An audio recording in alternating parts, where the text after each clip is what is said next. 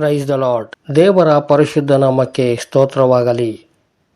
ನಮ್ಮ ರಾಜಾಧಿರಾಜನು, ರಕ್ಷಕನು, ಒಡೆಯನೂ ಆಗಿರುವ ಯೇಸು ಕ್ರಿಸ್ತನ ಪರಿಶುದ್ಧ ನಾಮದಲ್ಲಿ ನಿಮ್ಮೆಲ್ಲರಿಗೂ ವಂದನೆಗಳು. ಹೇಗಿದ್ದೀರಿ? ದೇವರ ಕೃಪೆಯಿಂದ ನೀವೆಲ್ಲರೂ ಕ್ಷೇಮವಾಗಿ ಆರೋಗ್ಯವಾಗಿ ಇದ್ದೀರೆಂದು ನಂಬುತ್ತೇನೆ. ಈ ದಿನದ ದೇವರ ವಾಕ್ಯ ಯೆಶಾಯನ ಪ್ರವಾದನೆಯ ಗ್ರಂಥ 55ನೇ ಅಧ್ಯಾಯ 6ನೇ ವಚನ. ಆತನು ಸಮೀಪದಲ್ಲಿರುವಾಗ ಆತನಿಗೆ ಬಿನ್ನಹ ಮಾಡಿರಿ ಎಂಬುದಾಗಿ. ನನ್ನ ಪ್ರೀತಿಯ ದೇವಜನರೇ, ದೇವರು ಸಮೀಪದಲ್ಲಿರುವಾಗ ಆತನಿಗೆ ಬಿನ್ನಹ ಮಾಡುವುದು ಎಂದರೆ ನಾವು ಆತನ ವಾಕ್ಯವನ್ನು ಅಂಗೀಕರಿಸಿಕೊಂಡು ಆತನು ನಮ್ಮೊಂದಿಗೆ ಮಾತನಾಡುವಾಗ ಹೇಳುವ ಬುದ್ಧಿವಾದಗಳಿಗೆ ಅನುಗುಣವಾಗಿ ನಮ್ಮ ಜೀವಿತವನ್ನು ಸರಿಪಡಿಸಿಕೊಳ್ಳುವಂಥದ್ದಾಗಿದೆ. ನನ್ನ ಪ್ರೀತಿಯ ದೇವಜನರೇ, ಈ ಲೋಕದಲ್ಲಿ ದೇವರು ಕೆಲವರಿಗೆ ಐಶ್ವರ್ಯ, ಅಂತಸ್ತು, ಆರೋಗ್ಯ ಎಲ್ಲವನ್ನೂ ಕೊಟ್ಟಿರುತ್ತಾರೆ. ಆದರೆ ಅವರು ದೇವರನ್ನು ಹೆಚ್ಚಾಗಿ ಹುಡುಕುವುದಿಲ್ಲ, ದೇವರನ್ನು ನೆನೆಸುವುದೂ ಇಲ್ಲ. ಯಾವಾಗ ದೇವರನ್ನು ಅವರು ಹುಡುಕುತ್ತಾರೆ ಎಂದರೆ ಅವರಿಗೆ ಕಷ್ಟಗಳು, ಶೋಧನೆಗಳು ಬಂದಾಗ, ರೋಗಗಳು ಬಂದಾಗ, ಕುಟುಂಬದಲ್ಲಿ ಸಮಸ್ಯೆಗಳು ಉಂಟಾದಾಗ, ಕಲಹ ಜಗಳಗಳು ಉಂಟಾದಾಗ, ಅಪಾಯಗಳು, ಮರಣಗಳು ಮೇಲೆ ಮೇಲೆ ಸಂಭವಿಸಿದಾಗ, ವ್ಯಾಪಾರದಲ್ಲಿ ನಷ್ಟ ಉಂಟಾದಾಗ ದೇವರನ್ನು ಹುಡುಕುತ್ತಾರೆ. ಆಗ ದೇವರಲ್ಲಿ ಭಯಭಕ್ತಿ ಅವರಿಗೆ ಹೆಚ್ಚಾಗುತ್ತದೆ.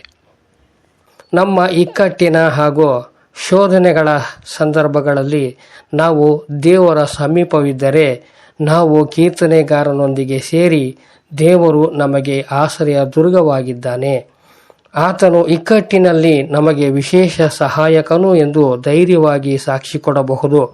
ನಾವು ನಮ್ಮ ದೇವರಾದ ಯೆಹೋವನಿಗೆ ಮೊರೆ ಇಡುವಾಗೆಲ್ಲ ಆತನು ಸಮೀಪವಾಗಿಯೇ ಇದ್ದಾನಲ್ಲ. ಬೇರೆ ಎಷ್ಟು ದೊಡ್ಡ ಜನಾಂಗಕ್ಕಾದರೂ ಯಾವ ದೇವರು ಹೀಗೆ ಸಮೀಪವಾಗಿರುವನು? ಇವತ್ತು ನೀನು ದೇವರಿಂದ ದೂರವಾಗಿ, ಆತನ ಪ್ರಸನ್ನತೆಯಿಂದ ದೂರವಾಗಿ, ಆತನ ಪ್ರೀತಿಯಿಂದ ದೂರವಾಗಿ, ಆತನ ಕೃಪೆಯಿಂದ ದೂರವಾಗಿ, ಆತನ ಶಕ್ತಿಯಿಂದ ದೂರವಾಗಿ, ಆತನ ಒಳ್ಳೆಯತನದಿಂದ ದೂರವಾಗಿ ಜೀವಿಸುವುದಾದರೆ ನೀನು ಕಷ್ಟಗಳನ್ನು, ಶೋಧನೆಗಳನ್ನು ಎದುರಿಸುವಾಗ ದೇವರು ನಿನ್ನಿಂದ ದೂರವಾಗಿರುವುದನ್ನು ಕಂಡುಕೊಳ್ಳುವಿ. ನಿನ್ನ ಹೃದಯವು ದೇವರಿಂದ ದೂರವಾಗಿರುವಾಗ ನಿನಗೆ ತೃಪ್ತಿ ಇರುವುದಿಲ್ಲ, ವಿಶ್ರಾಂತಿ ಇರುವುದಿಲ್ಲ. ಜೀವಿತವು ಕಹಿಯಾಗಿಯೂ, ಬರಿದಾಗಿಯೂ, ಕತ್ತಲಾಗಿಯೂ, ಅಶುದ್ಧವಾಗಿಯೂ ಮತ್ತು ಬರುಡಾಗಿಯೂ ಇರುತ್ತದೆ. ದೇವರ ವಾಕ್ಯವು ಹೀಗೆ ಹೇಳುತ್ತದೆ: ಕರ್ತನು ಸಿಕ್ಕುವ ಕಾಲದಲ್ಲಿ ಆತನನ್ನು ಹುಡುಕಿರಿ, ಆತನು ಸನ್ನಿಧಿಯಲ್ಲಿರುವಾಗ ಆತನನ್ನು ಕರೆಯಿರಿ ಎಂಬುದಾಗಿ. ಯೆರೆಮೀಯ 29:13-14 ವಚನದಲ್ಲಿ ನಾವು ನೋಡುವಾಗ, ನೀವು ನನ್ನನ್ನು ಹುಡುಕುವಿರಿ, ಮನಃಪೂರ್ವಕವಾಗಿ ಹುಡುಕಿದಾಗ ನನ್ನನ್ನು ಕಂಡುಕೊಳ್ಳುವಿರಿ, ನಾನು ನಿಮಗೆ ದೊರೆಯುವನು ಎಂಬುದಾಗಿ ಬರೆಯಲ್ಪಟ್ಟಿದೆ.